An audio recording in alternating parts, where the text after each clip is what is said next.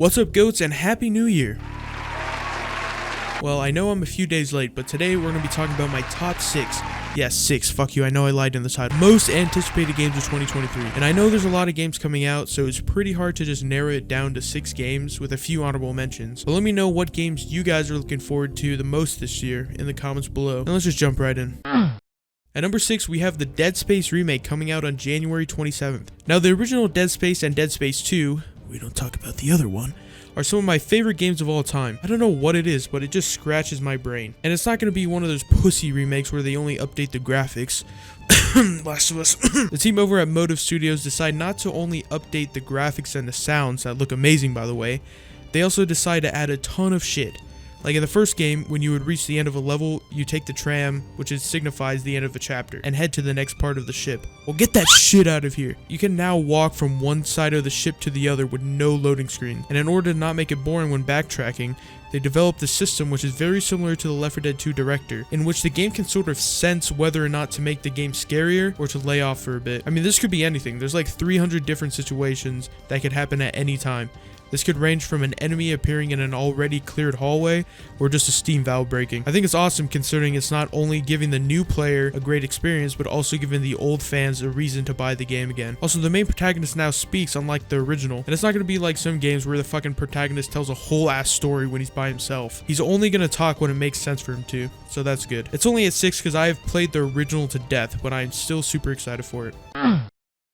At number 5, we have Atomic Heart dropping on February 21st. Now, I'm going to be honest, I don't know much about this game and its story, but one thing I do know is that it looks fun as hell. You got these crazy ass guns and these Bioshock looking abilities. You got an ice ability, you got an electric ability, a gravity ability, and a nut ability. But not only do you got these crazy looking enemies like the snake thing, this Baymax looking fucker, and some type of ball. I don't even know, bro. This game looks like a mix between Doom Eternal and Bioshock, and that sounds like a sick combination to me. I remember seeing this game a few years ago, and I remember thinking, oh, that looks pretty interesting. And damn, I was right. The game looks absolutely beautiful, and it seems to have some comedy in it. Greetings, comrades, and welcome to the All-Soviet Exhibition Center.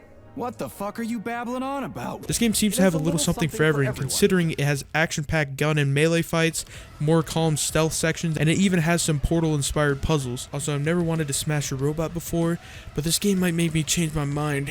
This game seems to be perfect. There's nothing bad about it, right? Wrong! This is the first game developed by Mundfish Studios, and it looks great, but considering it's their first game, I'm expecting a lot of bugs and stability issues coming at launch.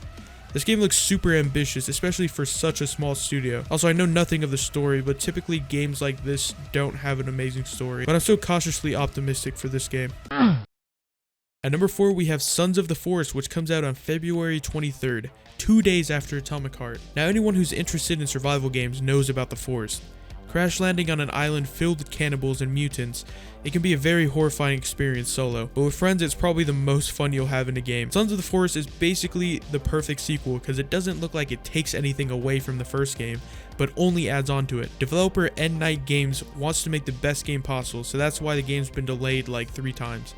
Yeah, it was supposed to come out sometime in 2021, I believe, but I'm all for delaying games if the developer thinks it's not ready. But if they launch it and it's shit, then we're gonna have a real big problem. But the game looks great. The building seems more realistic. Instead of pulling out like a notebook and looking at what you want to build, you actually have to build it yourself with no guides, kind of like Minecraft. Also, it seems like they added a ton of new animations, whether that's making a spear or making a defensive wall. There's a multitude of new weapons to defend yourself, like this stun baton, a shotgun, and a fucking mutant lady that can hold a shotgun and pistol. What the hell? But just because you have the weapons, that doesn't make you safe. There are also dank, dirty caves to explore that has fucked up shit in it, like this guy. I don't even know what to call something like that. Fucking mouth body. You also have regular cannibals making a return, and of course sharks. Also, you have— holy shit, what the fuck is that thing? Sorry about that. But I'm really looking forward to playing this with my friends. And for only $30, this looks like a steal of a game. Holy shit, guys, it's actually happening.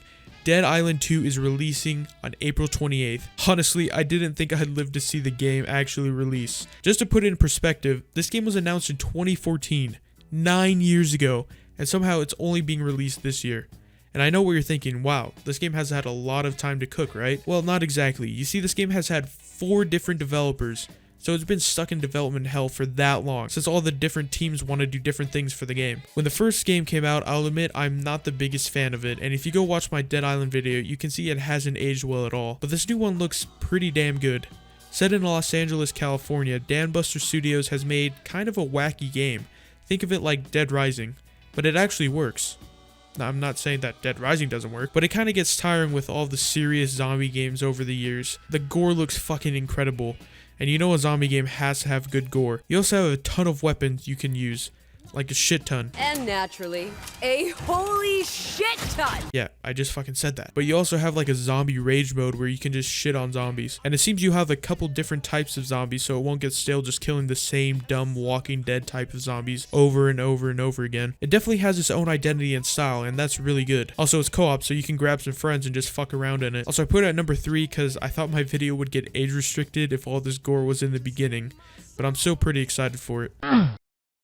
At number 2, we have the Resident Evil 4 Remake. Regarded as one of the best games of all time, Resident Evil 4 gets a much needed facelift. I mean, the game doesn't look bad, but it's mostly the controls that need modernizing. And yes, I know I put 2 remakes in the list, but it's my list, so I don't give a f. But if you take a look at my Steam library, I have pretty much every Resident Evil game, although I haven't beaten these 5, but who cares? What I'm trying to say is I'm not the biggest Resident Evil fan, but I can't deny that this might be a Game of the Year candidate. The character models look great, except for Luis, who looks like some kind of cracked out version of the dude from You. But it also seems that they kept Leon from Resident Evil 2 Remake. You can stop right there. What the fuck was that?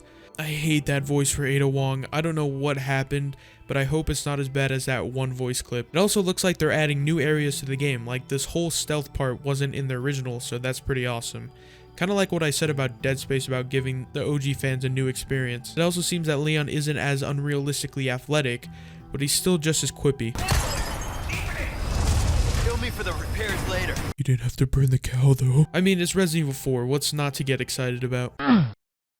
Now we have the honorable mentions. These are just games that I'm keeping my eye on, but not certain that they're coming out this year, or are even real, like our first game, called The Day Before. I'm like 70% sure this game is just a hoax or something. The developers are shady as hell, and they for some reason can't show us more than like 2 minutes of live gameplay. But think of it like The Division meets Last of Us. There's zombies and other players to look out for, and you also have to watch your stamina and thirst meter like Rust or something. The gameplay of this show looks really good, but like I said, I don't think that's real gameplay. But it's supposed to release on March 1st, so I guess we'll find out then. Probably not though, because it's probably going to get delayed until the end of time. Next game is Starfield. Now, Bethesda hasn't made a game since 2015. Actually, they released Fallout 76. Like I said, they haven't released a game since 2015. And Starfield is definitely ambitious. Pretty much anything to do with space is always going to be ambitious. But I trust Bethesda to make a pretty fun, super buggy open world game. Now Spider-Man 2, Pragmata, Payday 3, Black Myth Wukong, and Lies of P I'm excited for, but if I talked in depth about those, we'd be here all day. So let's just get to the number 1 spot. And for Kfc'S most anticipated game of the year, the award goes to Stalker 2, Call of Chernobyl. Now, I love the Stalker series, and I love how good this game is looking. The developer GSC Game World, based out of Ukraine, has been trying to make this game for like 10 years. And it was actually cancelled for a while, but then they started development in 2018, and it looks really good. The gunplay obviously is much improved since the last game came out in 2007. Stalker 2 kind of looks like the game people try to make Fallout 4 into with like 200 mods. And oh shit, I didn't even realize that there will probably be mod support for this game. But some of the voice acting seems a bit off, and the writing isn't the best.